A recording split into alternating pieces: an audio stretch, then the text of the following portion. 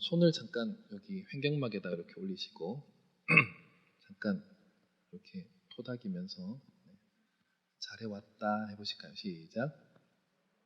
이렇게 토닥이면서 잘해왔다. 네, 이제 내리시고요. 자기 횡격막을 이렇게 토닥이면서 스스로를 위로할 수 있는 이 시간을 하루에 조금씩이라도 가지시면은 충분히 자기 위로가 됩니다. 실제로 손에는 피부가 있죠. 피부에는 표피도 있고 진짜 피부라고 하는 진피도 있고 그 밑에 피하 지방이라는 영역이 세 층이 있는데 그 가운데 진피에 감각이 4개가 올라와 있어요. 통증을 느끼는 통각도 있고 따뜻하다, 차갑다를 느끼는 온각, 냉각 신경도 있고 너무 이게 빡빡하게 눌리네 이런 압각을 느끼는 신경도 있어요.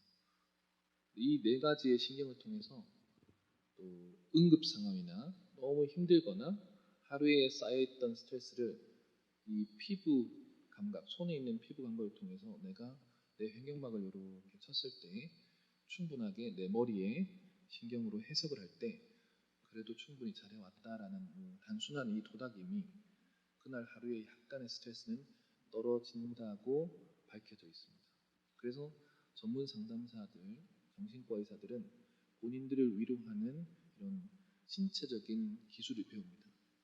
여러분들도 그날 우리가 타인들을 칭찬하고 타인들을 위로하는 거는 너무 잘 훈련받아 왔는데 자기 자신을 도닥이고 위로하는 거는 잘 배우지 못했거든요. 그래서 그날 자기를 잘 위로하는 방법을 훈련하시길 바랍니다. 오늘 그 전해드릴 이야기는 늘 제목은 행복한 가정이 중심이지만 그 행복한 가정을 이루기 위해서 그 매일매일 해야 되는 이 마음의 온도를 어떻게 하면 조절할 수 있는지 그래도 지금까지 밝혀낸 어떤 심리학적이고 또 의학적인 그런 증거를 편안하게 이야기 드릴 수 있도록 노력하겠습니다. 당장 실천할 수 있는 내용들로 많이 채울 테니까 적으실 분들은 잘 적어주시고 또 적는 게 너무 힘들다 그러시면은 요거 또 녹화 또 보시면서 확인하시면 좋겠습니다. 그 2005년도쯤인가요? 그때 그 동물원에서 사자가 새끼를 놓았는데 뉴스에서 사자 새끼 놓으면은 동물원에서 이렇게 사진 찍고 광고하는 거 보셨어요? 보셨죠? 네. 그러면 이제 또 새끼를 놓았으니까 관람객들이 많이 가서 또 보기도 하잖아요. 근데 우리의 새끼가 어느 정도 키우고 사육사들이 엄청 집중을 해서 잘 케어를 했겠지만 우리의 새끼가 안 보이는 거예요. 그래서 어미 사자를 마취 주사를 놓고 꺼내서 보니까 엑스레이를 찍어 보니까 새끼를 다 먹은 거였어요. 이런 일이 가능할까요? 네. 사람이나 동물이나 자기 아이를 놓고 자기 새끼를 놓으면 머리에서 얘 대신에 내가 죽을 수 있어 라는 감정을 만드는 호르몬이 있는데 한번 따라 해볼까요? 갈라닌 해보세요. 시작. 네, 그 갈라닌이라는 이 호르몬을 하버드 대학교 딜락이라는 여자 교수님이 이걸 발견을 했는데요. 그 새끼를 갓 놓은 쥐의 머리에 이 갈라닌이 뇌에서 나왔을 때 뇌하수체라는 곳이 있습니다. 뇌 아래쪽에 물 같은 호르몬을 내는 영역이다 해서 뇌하수체인데 거기에서 갈라닌을 뽑아가지고 처녀 쥐한테 이 갈라닌을 주입하고 난 다음에 갓 태어난 새끼들을 옆에다 두니까 자기가 엄마처럼 잘 돌봤어요. 그런데 금방 새끼를 놓은 어미 쥐는 갈라닌이 없죠 지금. 다시 자기 새끼를 다 먹었습니다. 혹시 예전에 그 햄스터 키워보신 적 있으신가요? 너무 충격적으로 받아들이지 마시고요. 너무 놀란 것 같은데요. 그 햄스터도 예전에 한참 20년, 30년 전에 햄스터 학교 앞에 많이 팔았거든요. 그때도 제가 충격받았던 게 친구가 일주일 동안 방학 동안에 외할머니 댁에 갔다 온다 해가지고 갔다 왔는데 친구가 저희들 집에 왔다 갔다 하잖아요. 그런데 친구가 이제 그 햄스터 키우는 곳을 보여줬는데 새끼들 머리가 다 없었었어요. 그때 저도 너무 큰 충격을 받았거든요. 자, 동물은 실제 야생에서는 이런 일이 자주 있습니다. 어떨 때냐 하면은 나도 죽고 얘도 죽을 것 같다라는 상황일 때 새끼를 막 한 마리 놓고 두 마리 놓고 있는데 하이에나가 와서 첫째를 막 물어가고 있어요. 그러면 동물은 이렇게 판단합니다. 얘도 죽고 나도 죽을 것 같다라고 하면 저 하이에나를 어떻게 쫓아낼까? 쟤들도 새끼를 키우는 동물인데 이 감각이 엄청 빠르다 보니까 자기 새끼를 먹어버리면 이 하이에나가 기겁해서 도망갑니다. 자, 동물의 판단은 이렇게 위기 상황이면 그런 행동도 합니다.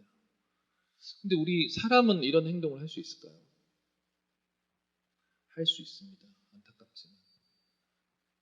제가 2015년도에 국민일보 쿠키뉴스 이슈인 심리학이라고 칼럼을 한참 많이 쓰고 있었을 때 그때 어떤 칼럼을 써달라고 저한테 김현섭 기자라고 저한테 그때 이거 좀 써보라고 좀 이해가 안 된다고 얘기했던 게 뭐냐면은 5살 아들을 욕조에 물을 받아놓고 손발 묶어서 살해했던 사고였습니다.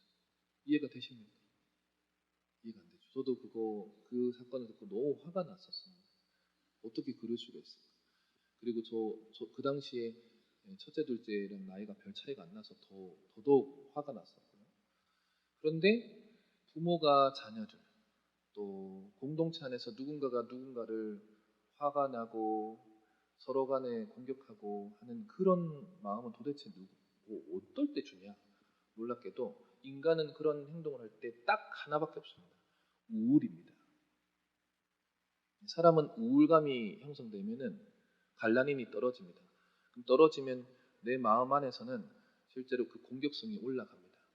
그러면 이 감정 쓰레기를 분명히 누구한테는 감정 쓰레기통을 써가지고 감정 쓰레기통을 써서 거기 감정 쓰레기를 버려야 되는데 그것이 누가 될지는 잘 모르는 거죠.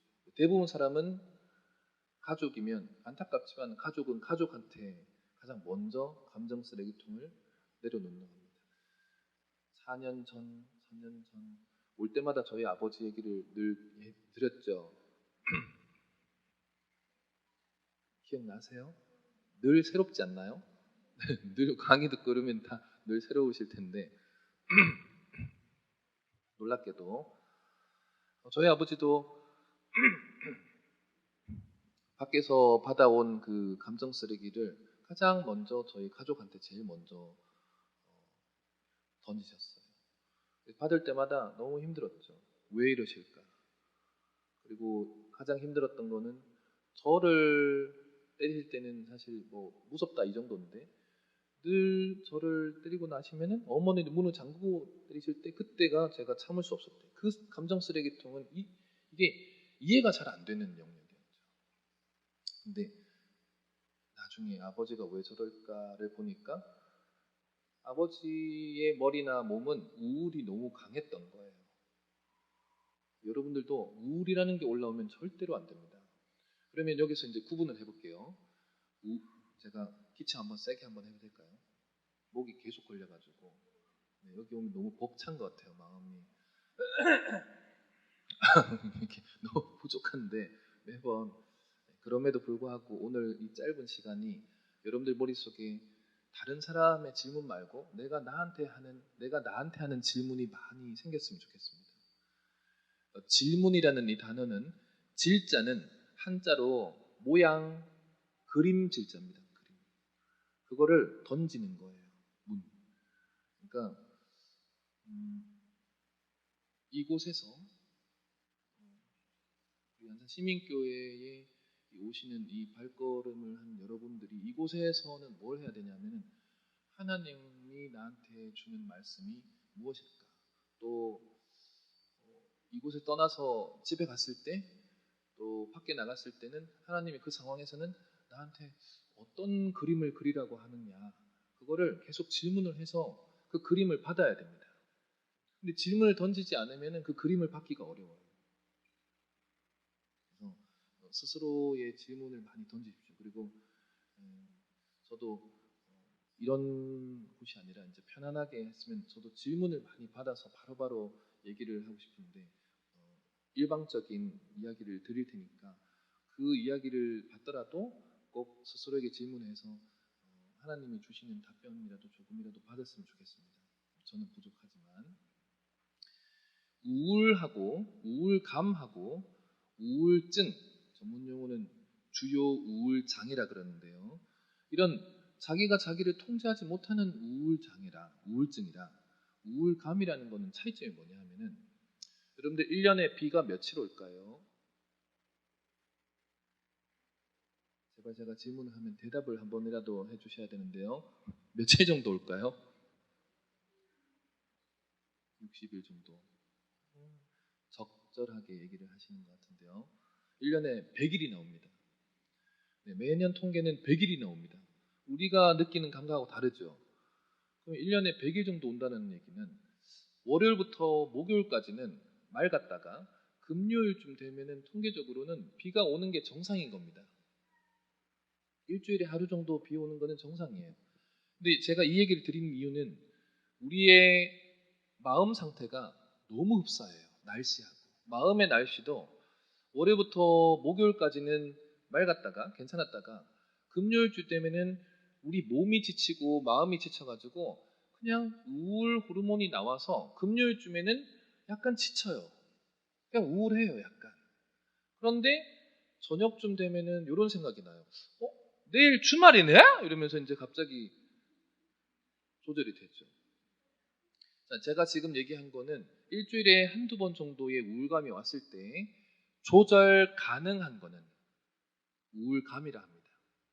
근데 조절이 불가능한 우울 영역으로 넘어가면 이거는 우울장애라 합니다. 자, 우울장애는 9가지나 진단 기준이 있어요. 몇 개라도 얘기할게요. 1번은 2주 내내 우울해야 됩니다.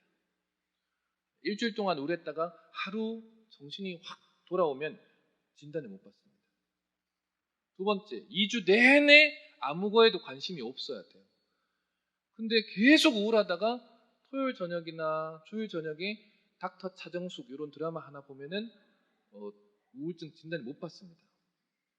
세 번째, 나는 잠을 잔다고 생각하는데 매번 잠을 못 잔 거예요. 인썸니아라고 수면 장애라는 게 있어요. 불면증. 옛날 인썸니아라고 혹시 들어보셨어요? 그 가수 휘성이라는 사람이 노래도 불렀잖아요. It's like insomnia. 이런 거 들어보셨죠? 그런 노래가 있었어요. 그래서 되게 유행이었어요. 그래서 우리나라에 막 불면증 유행 노래를 불렀다고. 근데 나는 잘 자고 생각했는데 잠을 못 잔 상태면 실제로 또 우울장애 진단에 또 들어갑니다. 그리고 네 번째는 어노렉시아라고 못 먹어야 됩니다. 잘 먹지 못하는 것도 우울장애 진단에 또 들어가 있어요. 그래서 여러분들 잘 드셔야 되는 거예요. 그리고 5번째, 6번째 쭉 가다가 마지막 9번째에는 뭐가 나오냐? 이게 나옵니다. 자살, 자해, 공격 생각입니다. 우울은 진짜 위험해요. 제가 아까 동물도 자기 새끼를 먹을 수 있고 사람도 누군가를 해칠 수 있는 거, 이거는 우울에서 시작됩니다. 그러면 이 우울을 없애는 방법들을 이제 배우셔야 되겠죠. 현실적인 얘기 드릴게요. 방법들을. 그 코로나 3년 동안 심리학자들하고 정신과 의사들이 논문을 엄청 많이 썼겠죠. 어떤 논문을 썼냐? 잘못된 가설을 놓고 썼었어요. 분명히 코로나 전에는 가족들이 함께할 시간이 없어서 우울했고 힘들었기 때문에 코로나가 생기고 나서 가족들이 같이 있을 수 있는 시간이 늘어나서 오히려 장점도 있다. 좋은 점이 분명히 있다라고 가설을 내리고 얼마나 좋아지는지를 통계를 찾고 설문조사하고 봤는데 그 3년 동안 그 가설이 다 잘못된 가설이라는 걸 알게 됐어요. 3년 동안 가족들이 함께 하면 할수록 놀랍게도 첫 번째 1위 가족 이혼이 최고치가 늘었습니다. 두 번째 가족 폭력이 두 번째였습니다. 세 번째는 가족 살인이었습니다. 코로나 때문에 왜 가족이 다 무너졌을까요? 그래서 논문을 쓰고 설문조사하고 가족 분석해보니까 세 가지의 이유가 나왔습니다. 첫 번째는요, 독특하게 유니폼이라는 게 가장 문제더라라는 게 나왔어요. 유니폼이 뭘까요? 자, 여러분들은 지금 주일날 이렇게 하나님 전에 나올 때 옷을 어떻게 입고 오시나요? 저도 사실은 1년 내내 운동화를 신습니다. 왜냐하면 하루 종일 서서 강의하고 상담해야 되기 때문에 운동화를 신고 있거든요. 근데 이제 주일 때만 이렇게 구두를 신고, 그래서 구두가 되게 깨끗해요. 그리고 양복도 잘 안 입습니다. 편안한 좀 면바지로 이렇게 입고 넥타이도 특히 안 합니다. 그러니까 제가 넥타이 하니까 목이 약간 이제 닫히는 것 같은데 이게 썬데이 드레스라 그래가지고 주일날만 입는 옷이라는 단어, 영어 단어가 가장 내가 갖고 있는 좋은 옷이란 뜻이에요. 여러분들 사람들 머리는 상대방이 어떤 옷을 입고 있느냐에 따라서 나의 말투, 생각, 감정이 정해진다고 나왔습니다. 여러분들은 집에서는 어떻게 입고 있나요? 지금 그래도 좀 잘 갖추고 입고 계시나요? 아니면 들어가자마자 제일 편한 옷으로 입고 계신가요? 자, 우리 아이들 키울 때 남편은 어떻게 옷을 다 입고 있었나요? 아니면 팬티 입고 있었나요? 자, 놀랍게도 가족들이 함께 하면서 서로에게 말이 막 나가거나 말의 온도가 거칠어지거나 하는 원인 중에 하나가 놀랍게도 이 옷이었어요. 집에서 너무 상대방한테 보여주지 않아도 되는 그런 살이나 이런 걸 너무 많이 보여줄 필요 없다는 거예요. 가족조차도. 아시겠죠? 보고 싶지 않아요. 그런 살은. 그래서 집에 가셔서 자, 이게 우리가 뇌가 이렇게 돌아가는구나, 무엇을 어떻게 입고 있는 것을 보느냐에 따라서 우리는 말의 태도가 정해지기 때문에 집에 가서도 너무 이렇게 속옷만 입진 말고 그 위에 그래도 조금은 한두 개씩은 걸쳐줘야 돼요. 아시겠지요? 이거는 다른 실험에서도 증거가 많이 났어요. 그 일본엔 야구팀이 그렇게 많은데 실업팀들은 그렇게 실력이 다 아마추어니까 차이가 없을 거잖아요. 근데 매번 꼴등을 하는 그 실업팀에게 대표팀이 입는 유니폼을 입혔는데 그해 우승을 했습니다. 놀랍죠. 무엇을 입히냐에 따라서 마음가짐도 달라집니다. 이게 옷이 되게 중요한 역할을 한다는 것을 알게 되었어요. 예전에 화성에서 어떤 일이 있었냐면은 여기 경기도 화성이요. 거기서 외국인 노동자분들이 그 공중전화 박스에 너무 쓰레기를 너무 많이 버리는 일이 있었어요. 그래서 그때 화성시에서는 어떻게 이거를 해결했을까요? 그 외국인 노동자분들의 그 나라의 국기를 다 모아서 스티커로 그 공중전화 박스에 다 붙였는데 그 다음부터는 하나도 쓰레기가 없었어요. 이것도 유니폼 효과입니다. 자기가 가장 그래도 마음을 다잡을 수 있는 시각적인 어떤 그 상징, 시그널이 있으면 그거를 보면서 우리는 마음가짐을 다시 합니다. 그러니까 여러분들도 옷을 이렇게 그래도 집에 가셔서는 집에서 오히려 더 불편함을 많이 느끼는 정도는 너무 속옷만 입고 있으면 나도 그만큼 내려놓게 됩니다. 이게 내려놓게 되면 어떤 문제가 많이 생기냐? 가족들 사이에서는 밖에 나가서 집에 들어올 때는 몸도 이완을 시키거든요. 그러니까 가졌던 이 무게감을 이렇게 내려놓는 거예요. 여보 나왔어 하는데 그때 내려놓으면서 몸이 풀어지면 근육이 풀어지면 내가 가졌던 그날 스트레스가 이게 뚫고 올라옵니다. 근육으로 오고 머리로 올라와서 이게 다 올라와요. 그래서 밖에 나가서는 하나도 고통을 못 느끼다가 집에 들어와서 이 몸을 놓자마자 되게 아파져요. 집에만 들어오면 계속 뭐 어디 아프지 않습니까? 그래서 집에만 들어오면은 이렇게 아프기 시작해요. 발해권 높이 드시하고 이렇게 그런 거예요. 그러니까 예전에 그 얘기 드렸던 것 같아요. 집에 들어왔을 때 서로의 호칭조차도 그 사람의 마음을 정리한다. 정확하게 한다. 제가 호칭조차도 물어봤죠. 남편을 뭐라 부르세요? 아내를 뭐라 부르세요? 얘기 드렸죠. 매번 새롭죠. 이렇게 들을 때마다. 그래서 뭐라고만 부르라 그랬어요? 여보, 자기, 아내만 부르라고 했잖아요. 네, 요게 호칭 심리학에서는 요것만 가장 서로에게 부담감을 안 주고 편안하게 하더라. 들어왔는데 민철이 아빠 들어왔어요 하는 게 안 좋은 거였어요. 왜 그래요? 자기는 집에 들어오면서 이 무게감을 내려놨는데 민철이 왔어, 아빠 왔어 하는 순간 나 아빠지 하고 이거를 이렇게 다시 무게감을 올리면서 내가 힘들다 피곤하다라는 거를 내가 못 내려놓는 거예요.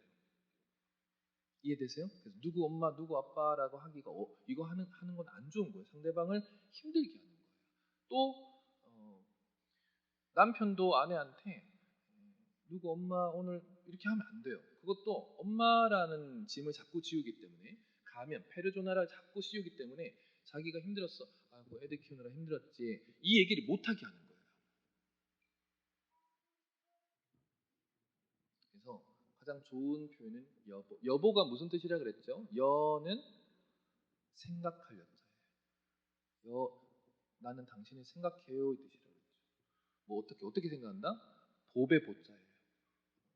내가 보물이라고 생각하는 사람아 이 뜻이죠.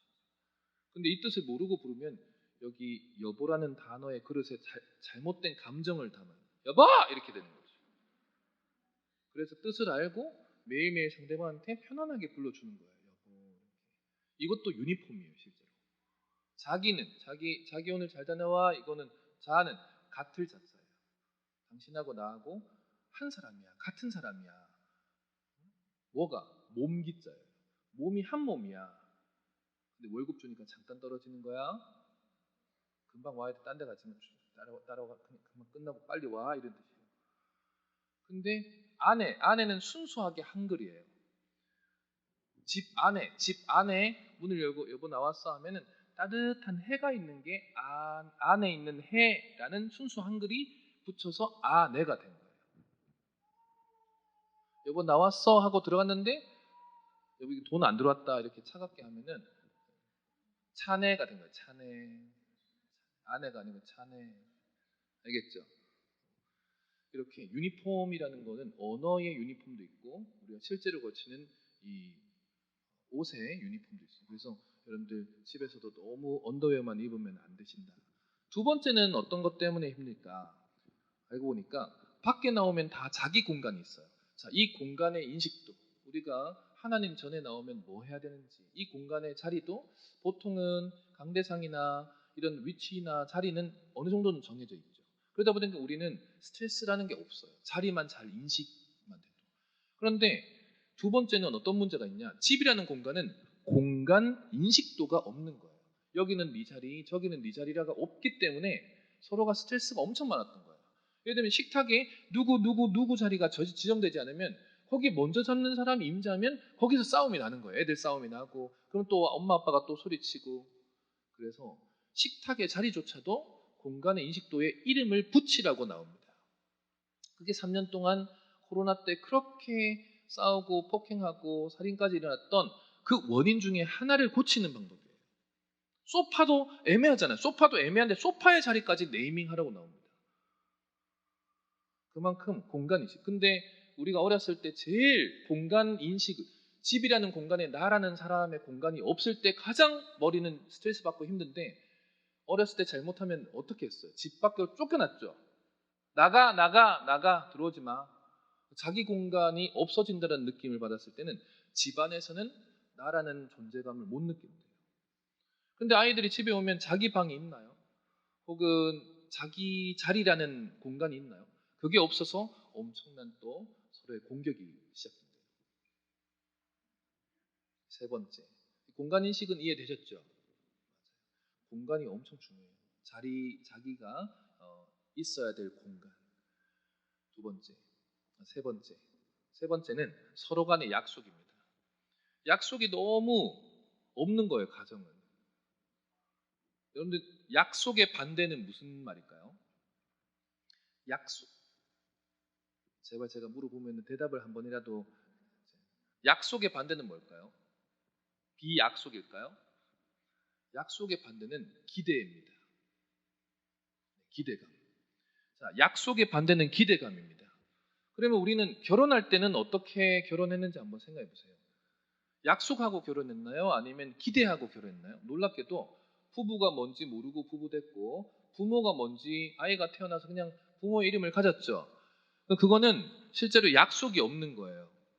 그러다 보니까 기대하고 결혼하고 기대하고 아이가 태어나서 부모 이름을 얻고 그냥 계속 기대하고 사는 거예요.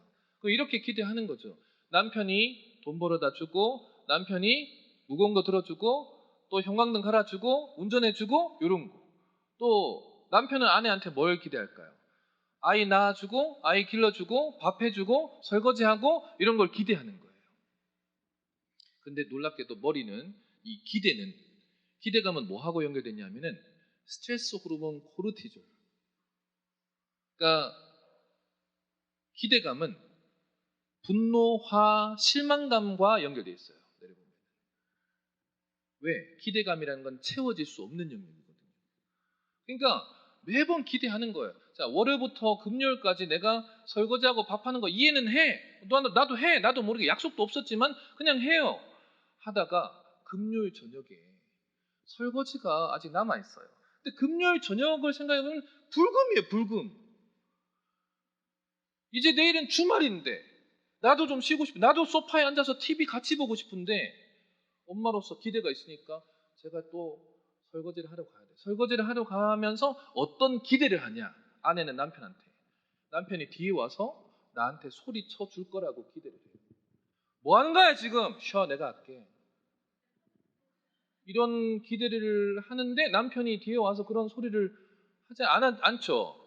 오히려 리모컨을 들고 소리를 높여요. 그러면 아내는 설거지하는 소리를 더 높여요. 남편 또 리모컨을 더 높여요. 더 소리를 높이고.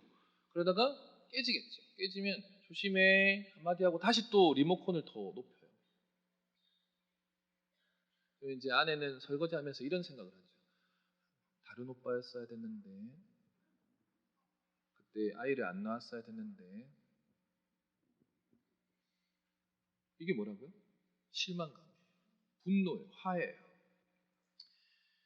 다시 말씀드릴게요. 집안에서의 기대감은 결국에는 서로의 실망감으로만 루트가 연결되어 있기 때문에 약속을 정하셔야 됩니다. 약속을 해야 돼요. 그러면은 결국에는 약속을 어떤 걸 잡아야 되냐? 약속은 구체적으로 잡아야 돼요. 보통 아빠들한테 약속을 정해보세요. 그러면 아빠들은 이런 걸 해요. 구체적인 게 없어요. 그냥 이런 거죠. 다 해달라는 식으로. 매일매일 사랑한다 말해주기 뭐 이런 거 써요. 그럼 우리가 찢어요. 아내는 AI가 아니라고. 어떻게 시도 때도 없이 계속 그럴 수 있냐고. 감정도 없는데. 그래서 구체적으로 적으라고 합니다. 한번 따라 해볼게요. 4가지가 있어야 돼요. 항상. 무슨 요일날 몇 시에 무엇을 몇 번 해달라는지 정확한 약속이 있어야 가족 안에는 실망감이 사라집니다. 약속이 정확하게 구체적으로 있어야 돼요. 다 같이 한번 해볼까요? 시작. 무슨 요일날 몇 시에 무엇을 몇 번 해달라는지를 정확하게 적어야 돼요. 예를 들면 이런 거 적겠죠. 월수금 저녁 9시에 음식물 쓰레기 한 번만 버려다 주기라고 남편한테 했어요. 그럼 남편분이 이거 한번 버려다 주겠죠. 월요일날. 그러면 아내는 아직도 남편을 의심합니다. 그냥 한번 버려다 줬다고 명분 삼으려고 하는 거겠지라고 생각해요. 근데 수요일도 버려다 줍니다. 3번 중에 2번을 했어요. 그러면은 나를 의심합니다. 저 사람이 되는 사람이었는데 내가 못 믿어줬던가? 근데 마지막 금요일날 버려주면 다 버려준 거죠.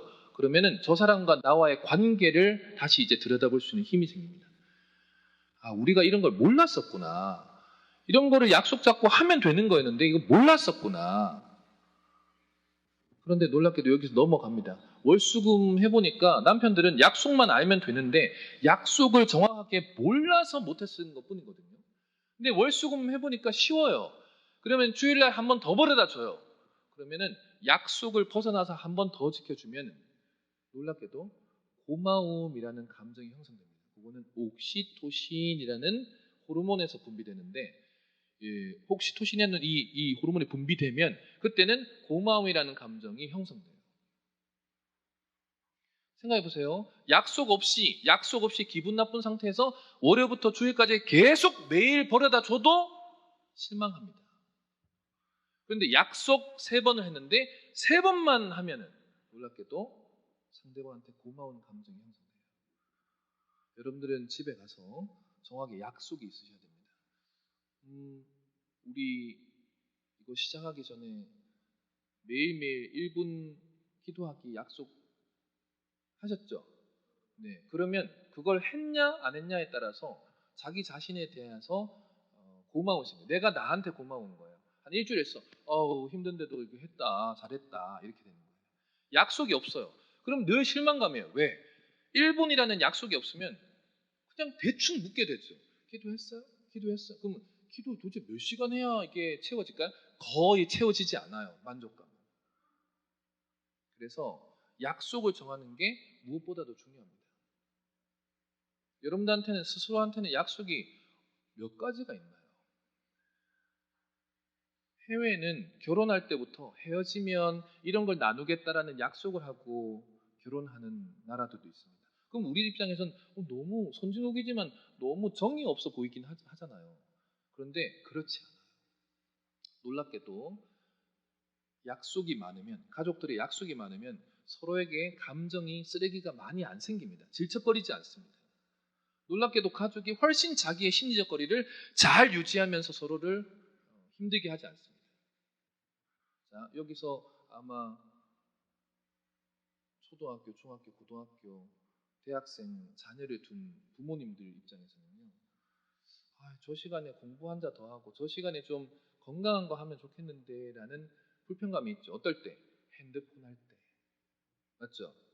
그럼 제가 대학생은 뭐 그냥 성인 이제 들어갔으니까 어쩔 수 없다 하더라도 초중고 아이들한테 바로 가지고 와.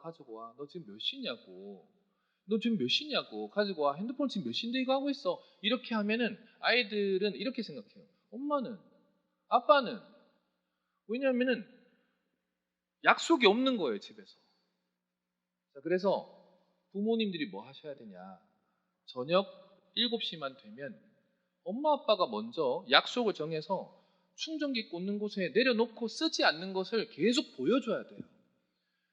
기본적으로 한 3달은 보여주셔야 돼요. 왜 그러냐면 머리에 신경세포가 습관이라는 걸 만드는 데는 3달이 걸립니다. 스파인이라는 돌기가 하나 형성되는 데는 3달이 걸려요. 다 같이 습관을 만드는 데는 얼마의 기간이 필요하다고요? 3달입니다. 3달을 정확하게 하루도 빠짐없이 하면은 우리 머리의 신경세포는 습관이라는 것을 형성해주기로 되어 있어요. 하나님이 그걸 만드셨어요. 놀랍게도. 그러면 3달만, 정확하게 3달만 엄마 아빠가 핸드폰을 저녁 7시에 내려놓는 모습만 보여줘도 자녀들은 어떻게 했냐. 그걸 보는 것만으로도 이제 그 다음 내 차례겠다 이런 느낌이 와요. 그러면 3달 정도 지나고 나서 엄마 아빠가 부부의 약속을 하는 게 아니라 자녀와의 약속을 이제 실천할 수 있어요. 민철아 잠깐 앉아볼래? 그러면은 엄마 뭔 말 하는지 알아 이렇게 돼요. 뭔 말 하려고 하는데 7시에 핸드폰 놓으라는 얘기잖아. 어떻게 알았어? 다 봤잖아. 그럼 그 아이들은 머리에서는 이런 억울함이 없어요. 엄마는 아빠는 이런 억울함이 없어집니다. 다시 말씀드릴게요. 공동체에는 약속이 많아야 됩니다. 공동체에는 약속을 잡는 건 너무 힘든 일이고 너무나 귀찮은 일이고 너무나 서로의 마음을 또 아프게 하는 어떤 과정도 필요한데요. 그런데 그 과정을 통해서 약속이 정해지면 서로 간의 실망감은 사라집니다. 약속이 엄청나게 중요한 거예요. 그래서 여러분들도 공동체 안에서는 꼭 약속을 정교하게 잘 만드셔야 됩니다. 가족 안에서는 더더욱 많이 만드셔야 되고요. 이해되셨죠? 그래서 정리해 볼까요? 가족이 서로에게 갖춰야 되는 3가지가 안 갖춰지면 무너져요. 첫 번째가 뭐라고요? 유니폼입니다. 두 번째는요? 맞아요. 공간을 정확하게 이름을 붙여야 됩니다. 3번째는요? 약속입니다. 서로 간의 약속, 공동체의 약속, 집안에서 약속, 이 약속들이 없으면 다 무너집니다. 자, 이렇게 얘기를 드렸는데 집에 가서 사실은 이거를 적용을 안 하는 분들이 계세요. 안 하시면 결국에는 어떻게 되냐? 계속 악순환이 돕니다. 왜 사람들은 자기의 삶이 악순환인데 이걸 잘 벗어나기가 어려울까요? 네, 익숙해져가지고. 아무리 악순환이라도 그냥 편한 거예요. 익숙한 거는 편한 거예요. 그래서 그 상황에서 벗어나기가 너무 어렵습니다.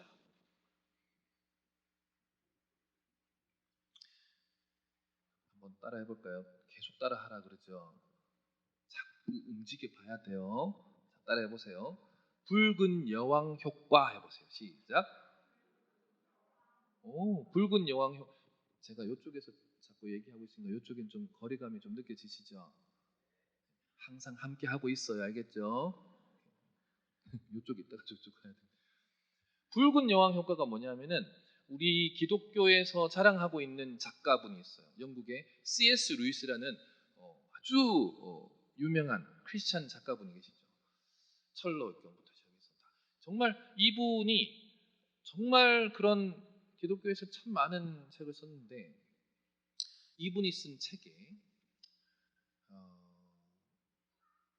어떤 내용이 나오냐면은 한 소녀가 이렇게 길을 걷는데 붉은 여왕이 나타나서 이 아이의 손을 잡고 나랑 이렇게 여행하지 않을래? 라고 질문해서 네 하고 날아가요. 날아가는데 아무리 뛰고 걷고 날아가려 하더라도 주변이 다 멈춘 상황을 경험해요.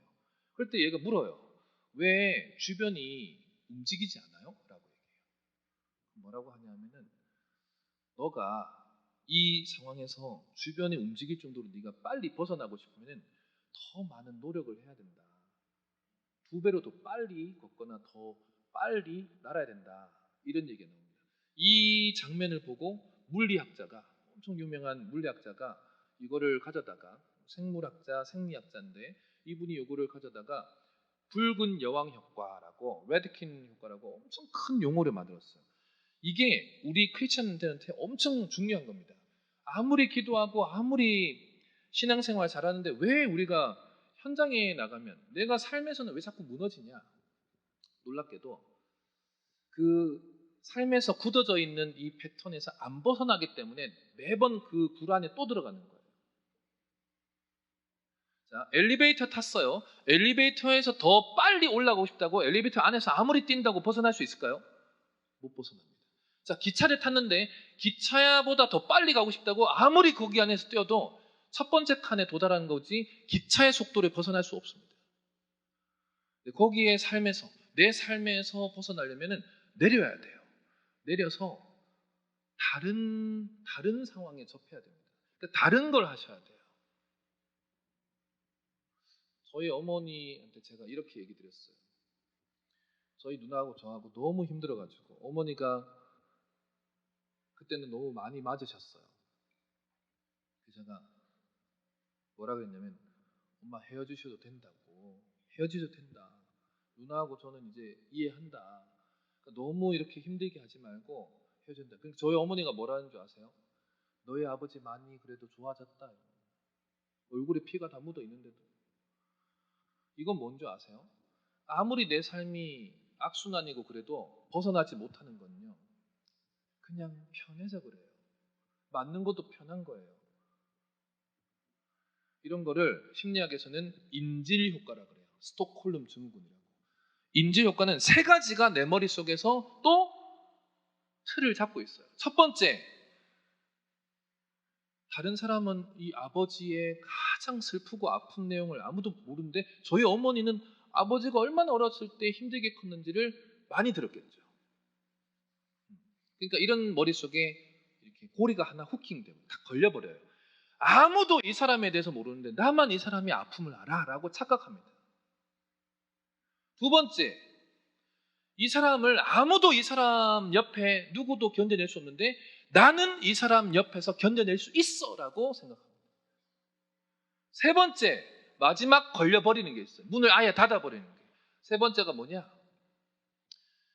계속 이 사람 옆에 기다려주면 언젠가는 이 사람이 변할 거다라고 생각합니다. 언젠가 변할 거야. As time goes by. 원래 잘하는데 대충 한 거예요. 시간이 지나면 언젠가는 바뀔 거라고 착각하는 거예요. 여러분들의 삶은 어떠신가요? 여러분들의 삶도 내 아픔을 내가 제일 잘 알죠. 그러니까 내가 나한테 걸려버린 거예요. 나는 어떠한 문제가 생기면 내 어렸을 때 내 아픔, 내가 힘들었던 거를 끄집어내가지고 나라는 사람한테 더 이상 벗어나지 마라고 하는 거예요. 너 그렇게 힘들었잖아. 너 그렇게 남들은 몰라. 너는 너 자신한테 아픔을 꺼내서 거기 아픔만 가지고 있어 라고 계속 잡는 거예요. 두 번째, 내가 나하고 견딜 수 있어요. 아무도 내 안에 있는 나, 어렸을 때 그 힘들었던 나를 아무도 내 얘기를 들어주면 못 들어줄 거야. 나만 내 자신을 나는 들어줄 수 있어. 세 번째,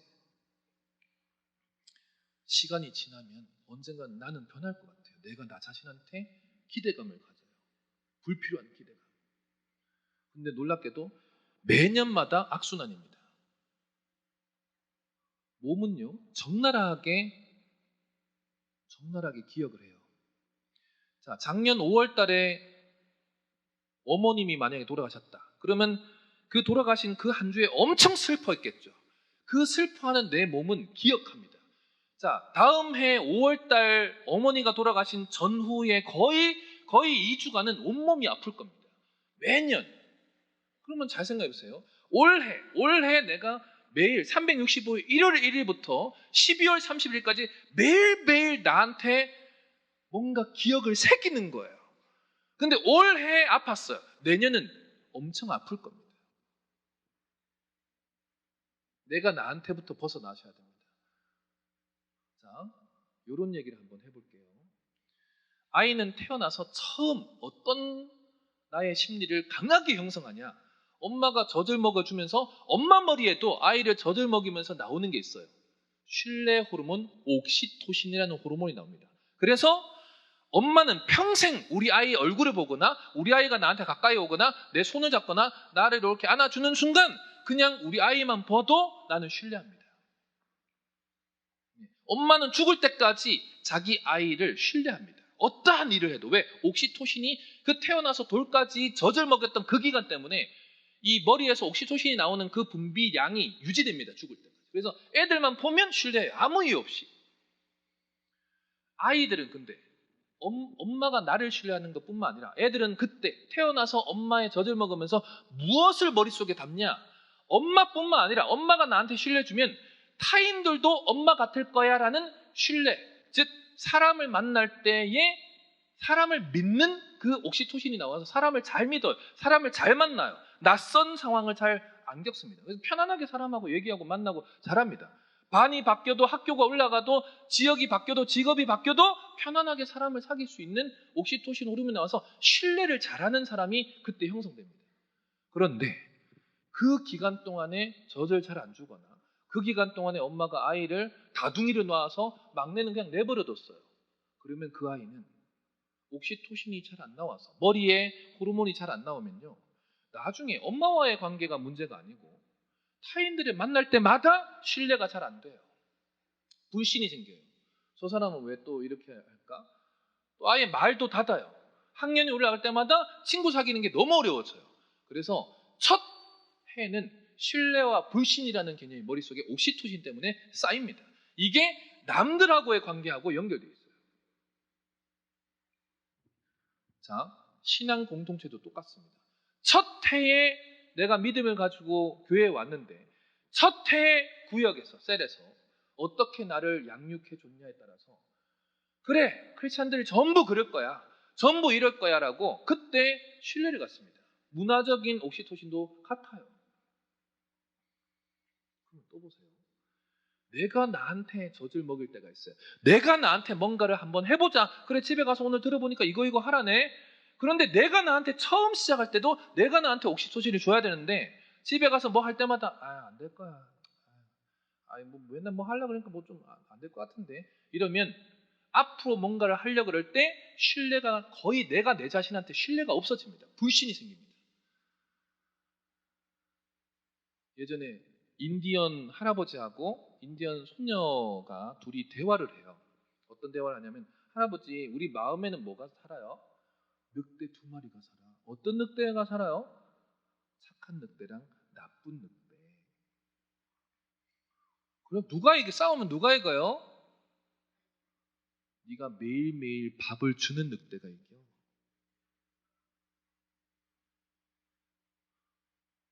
여러분들이 매일매일 여러분들한테는 어떤 신뢰를 줍니까? 여러분들은 할 수 있다고 내 자신과의 관계를 계속 설정하고 있습니까? 그럼 여러분들은 이전에 내 악습관에서 벗어날 수 있습니다. 내가 먼저 변해야지 가족도 바뀌고요. 내가 먼저 변해야지 공동체도 바뀔 수 있습니다.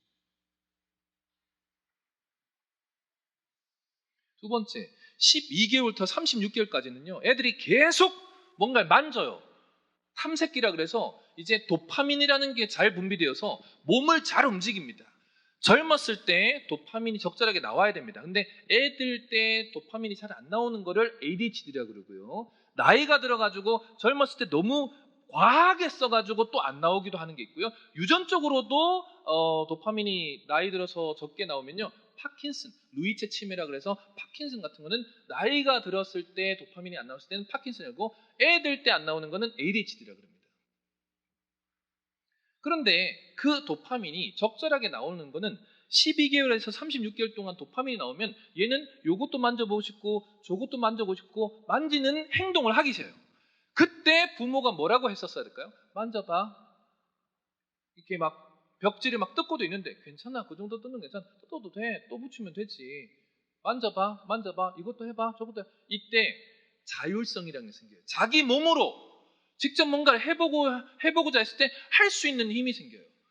이게 됐어야 나이 들었을 때 내가 뭔가를 할 때 불편함이 없어요.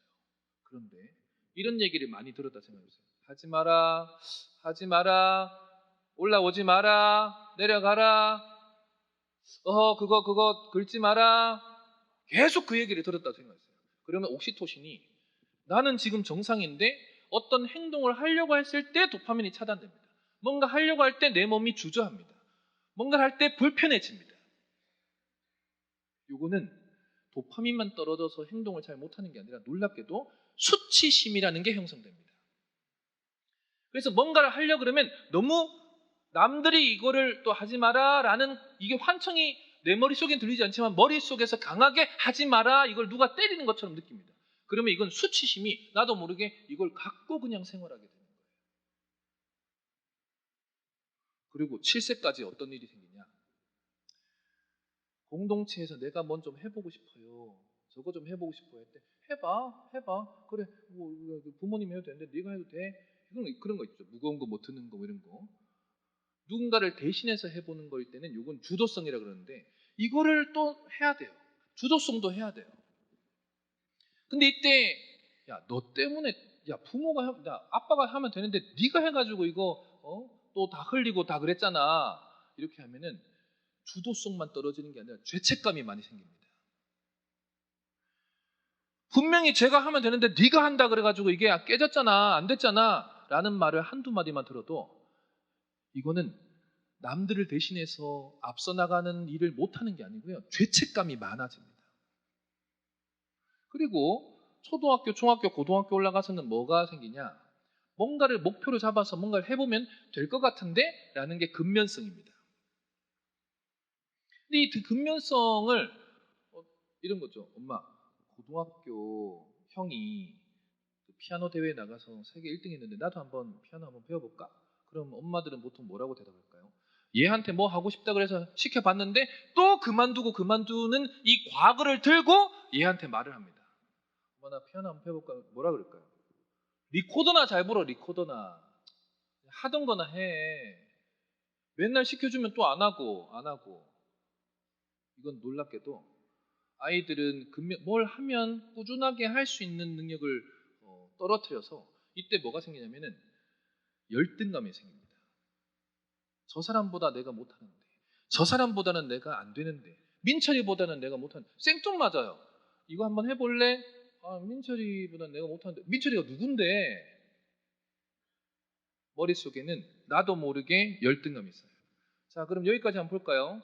초중고를 졸업하는 그 시점까지 만약에 불신이 쌓이고 옥시토신 때문에 불신이 쌓이고 그리고 수치심을 느끼고 그 다음에 죄책감을 느끼고 그리고 열등감이 많이 쌓였는데 능력은 뛰어나지만 이게 계속 쌓여가지고 대학생이 올라가거나 성인이 됐다면 정말로 정말로 자신이 잘하고 있는데도 내 머리에서는 계속 어떤 게 돌까요? 사람을 의심합니다.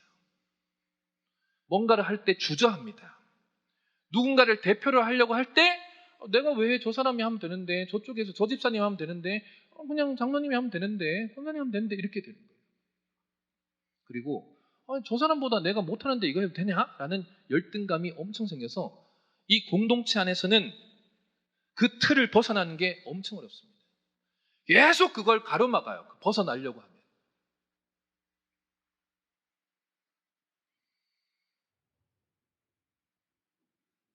오늘 왜 이렇게 너무 진지하시죠, 다들? 이게 공동체의 시점하고 똑같습니다. 공동체도 내가 하나님 적나라하게 만나서 신앙의 생활을 시작하는 이 공동체의 시작점부터 처음에는 하나님의 말씀에 젖을 먹는 거예요. 근데 그거를 공동체에서 서로 어떤 말을 해주느냐가 중요합니다. 한번 따라해 볼까요? 말의 3요소 시작. 네, 말에는 세 가지가 있습니다. 하나는 온도가 있고요. 두 번째는 속도가 있고요. 세 번째는 태도가 있습니다. 말 하나에. 말도 따뜻하게 하냐, 차갑게 하냐.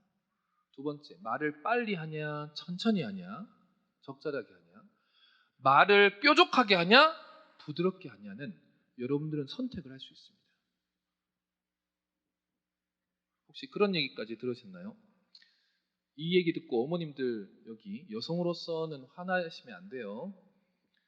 여성의 목소리는 엄마지만 아이를 내가 다 키우지만 엄마의 목소리는 아이들 뇌에 거의 새겨지지가 않습니다. 화나셨어요? 내가 다 키웠는데 내 목소리가 안 새겨졌다는 거요? 너무 죄송한데 부모의 말 중에 엄마의 목소리는 아이들의 해마라는 이 기억을 담당하는 뇌에 거의 잘 새겨지지 않습니다. 왜 그러냐? 그냥 생리적으로는 고주파, 높은 음이면서 짧은 그 순간에 많은 말에 빠른 속도로 전달하는 말은 거의 새겨지지 않습니다. 근데 어머님들이 그런 얘기 하죠. 남편은 가끔 욱하고 화도 냈는데 그러면 그런 말들만 새겨진 거예요? 네. 안타깝지만 그렇습니다. 아버지들의 말은 너무 많이 아이들 해마에 장기 기억으로 바로 갑니다. 엄마들은 밥을 먹으라 그래도 되게 많이 하죠. 민철아 이런 거 골고루 먹어야 되고 지금 먹어야 되고 너 때는 많이 먹어야 되고 뭐 이렇게 키가 크고 그래야 돼. 사실 안 들어갑니다. 너무 고음이고 민철아 이런 거 먹어야 되고 이렇게 안 들어가요. 근데 아빠들은 딱 한마디예요. 먹어! 너 지금 TV 보고 뭐 이러면 지금 안 되고 지금 숙제하고 이렇게 해야지. 뭐 지금 막 얘기하잖아요. 하나도 안 들어가요. 고주파이면서 velocity라는 속도가 빠른 음은 새겨지지가 않습니다. 해마에. 근데 아빠들은 딱 한마디예요. 들어가! 자, 그냥 가정을 하는 겁니다. 여기에 여성 목소리 중에 제일 높은 소양 씨가 와가지고 우리 찬양을 해주고 갔어요. 세아! 여기가 와서 어머 너무 좋아. 너무 좋았어. 아까도 저도 너무 좋았어. 막 옆에 드럼 소리 옆에서 막 귀가 찢어질 정도로 막 가슴을 막 너무 세게 때려서 갑자기 눈물이 날 뻔했어요. 맨날 저는 제 교회 임마누엘 교회 거기서 맨날 뒤에 앉아가지고 있는데 너무 은혜를 많이 받아서 막 치더라고요. 막 그길이 막 너무 감사했어요. 그런데 너무 좋았죠. 그런데 완전히 저주파. 혹시 가수 임재범 씨가 크리스찬이라는 얘기 들으셨습니까? 처음 들으시죠? 네, 크리스찬이라고 하더라고요. 근데 임재범 씨가 만약에 또 여기 와서 또 찬양을 부르고 주여 하고 갔어요. 근데 3개월이 지나서 제가 하얀 종이를 다 포용지 드리고, 여러분들 3개월 전에 들었던 고주파 가수 소양 씨 노래랑 저주파 가수 임재범 씨 노래 중에 기억나는 거 한번 써보세요. 그럼 누구 거 쓸까요? 놀랍게도 저주파의 이 가수의 목소리는 다 새겨집니다. 여기까지 하면 어머님들이 그럼 우리 목소리 아예 못 새기나요? 이 언어라는 게 하나님이 그렇게 만들어서 우리는 그러면 새길 수가 없는 목소리인가요? 놀랍게도 지금처럼 계속 하시면은 정말 놀라운데, 제가 일반 분들 어머님들 이렇게 얘기해요. 어머님이 하는 욕도 안 새겨집니다라고 얘기해요. 놀랍지만 욕도 안 새겨집니다. 욕은 엄청 뾰족하잖아요. 근데 그것도 안 새겨져요. 왜요? 하신 건 아니잖아요. 근데 여기서 힌트를 드릴게요. 어머니들의 목소리를 새길 수 있게 할 수 있어요. 그 방법을 알려드릴까요? 여기 남성분들은 가만히 계시죠, 지금. 가만히 있어도 새겨지니까, 맞죠? 남성분들은 단어의 질을 높여야 되고요. 여성들은 지금 말하는 음의 질을 바꾸는 거예요. 두 가지입니다. 속도를 천천히 하시고 최대한 음을 낮추셔야 돼요. 그리고 더 중요한 게 있어요. 여성은 어려워요, 이렇게 새기기가. 뭐냐면 눈을 맞추고 하셔야 돼요. 눈을 맞추고 하셔야 돼요. 여러분도 혹시 지금 여기 반려견, 반려묘 키우시는 분 계십니까? 반려견을 키우신가요? 네, 반려견. 혹시 정면에서 우리 강아지를 보면 흰자가 보입니까? 안 보입니까? 제발 제가 물어보면은 본인이 키우는데 왜 본인이 대답을 못하세요? 애매하죠, 지금. 본 것 같기도 하고 안 본 것 같긴 한데 그렇게 정면에서 본 적이 없죠, 별로. 자, 동물은 우리 인간처럼 흰자를 정면에서는 거의 드러내지 않습니다. 왜 그러냐 하면은 흰자는요, 흰자를 통해서 눈의 전체 정보에서 흰자를 통해서 저 사람이 힘든지 아픈지 지금 두려워하는지의 감정을 나타내는 게 공막이라고 흰자를 통해서 파악합니다. 근데 동물은 상대방 동물한테 흰자를 보여서 나 두렵다라고 보이면 바로 먹히죠. 죽고 사는 문제이기 때문에 동물들은 우리 인간처럼 흰자의 노출이 거의 없습니다. 근데 우리는 상대방의 눈을 어떻게 하라는 거야? 계속 바라봐 주라는 거야. 근데 특히 목소리를 새길 때는 여성은 더더욱 눈을 보고 말을 천천히 낮춰서 얘기해야 해마를 건들 수 있어요. 참 어렵죠. 그러면은 이렇게 한번, 자, 우리 아이가 방에서도 이렇게 지금 뭔가를 책을 보고 있어. 근데 민철아 밥 먹으라고 이렇게 하시면 안 돼요.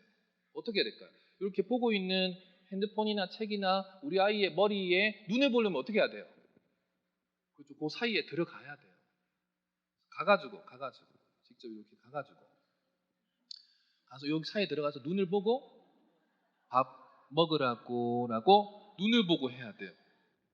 안타깝지만 그래요. 그렇게 해야 실제로 새길 수 있어요. 금방 제가 눈을 뭐라 그랬어요? 인간만 눈을 보고 상대방에게 새길 수 있는 도구예요. 안타깝지만 눈을 마주치지 못하는 아이들은 오티즘 스펙트럼 디소더라고 이제 자폐를 진단해 받죠. 눈을 정말로 자주 바라봐 주셔야 되고요. 그 아이들도 눈을 보면서 충분하게 이해를 하는 것처럼 우리가 서로를 눈을 보면서 계속 얘기를 해줘야 됩니다. 더더욱 깊게 오랫동안. 자, 저도 하나 제시할게요. 매일매일 1분 기도를 하시는데요. 꼭 매일매일 가족의 눈을 보는 시간. 다른 거는 안 해도 되는데요. 이게 이제 눈 맞춤 효과라는 거는 엄청나게 중요한 기법이기 때문에 얘기 드립니다. 가족이 서로의 눈을 보고 하루를 보내는 그 시간이 최소한 5분이지만 그냥 1분도 똑같이 기도처럼 1분 정도는 60초 되게 깁니다. 60초 정도 상대방을 바라봐주는 그 시간을 꼭 가지시면 좋겠습니다. 아시겠지요? 자, 정리하고 마무리할게요. 첫 번째, 우리 가족이 서로에게 공격하고 서로를 상처를 줄 수 있는 마음 상태는 우울감일 때 시작되고요. 우울이 우울증으로 가면은 감정 쓰레기가 아니라 상대방을 감정적으로 죽일 수도 있는 활동을 할 수 있습니다. 그래서 스스로가 우울하지 않도록 하셔야 됩니다. 두 번째는 가족 안에서는 유니폼, 공간인식, 그리고 약속이 필요합니다. 그리고 가족이 서로를 부르는 호칭도 건강해야 되고요. 마지막으로 특히 어머님들, 집에서 눈을 보고 목소리를 천천히 낮춰서 서로의 마음을 전달해야 됩니다. 아시겠지요? 저는 3부 때 지난번에도 그랬지만 앞에서 제가 지금 가지고 왔는데 순서를 앞에 거 똑같이 하지 않습니다. 그러면 어떻게 하면 우리가 이 우울감도 과학적으로 떨어뜨릴 수 있는지 달리할 거예요. 그래서 3부에서도 다른 얘기로 이걸 2배로 더 또 얘기를 할 테니까 또 녹화 방송 보시고 그 방법도 또 익히시면 좋겠습니다.